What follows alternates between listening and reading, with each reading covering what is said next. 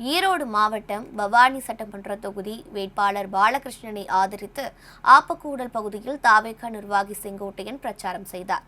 அப்போது பேசிய அவர், எடப்பாடி பழனிசாமி ஏற்கனவே 50 லட்சம் கோடி கொள்ளையடித்தும் ஆசை தீராமல் இன்னும் 50 லட்சம் கோடி கொள்ளையடிக்கத்தான் ஆட்சியை கைப்பற்ற அவர் காலில் விழுந்து கொண்டிருக்கிறார் என காட்டமாக தெரிவித்தார்.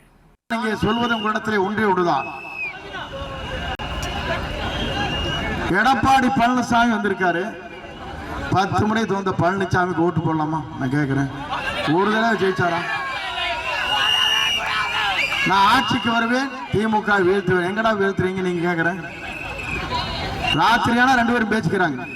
கூட்டு கொள்ள நடந்தே இல்லையா? இன்னைக்கு வரைக்கும் அவர் பேர் கேஸ் இருக்குதா? பவானி சாகர் 2000 கோடிக்கு ஃபேக்டரி, அட்டை ஃபேக்டரி. இங்க சிங்கம்பேட்டைக்கு பக்கத்தில் இருக்கிற அந்தியூர் வந்து அம்மாப்பேட்டை போற வழியில 3000 கோடிக்கு அங்க சேகோ ஃபேக்டரி.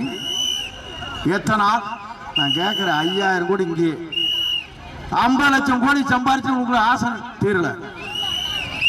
புரட்சி தலை அம்மாவுக்கு பிறகு நான் முதலமைச்சர் ஆயிருக்கணும், ஏமாந்து விட்டுட்டேன். ராத்திரி வரைக்கும் நான் தான், காத்தால மாறி போச்சு. ஏன்னா பொட்டி அந்த ஆளு கையில் இருந்து பொட்டி இல்லை.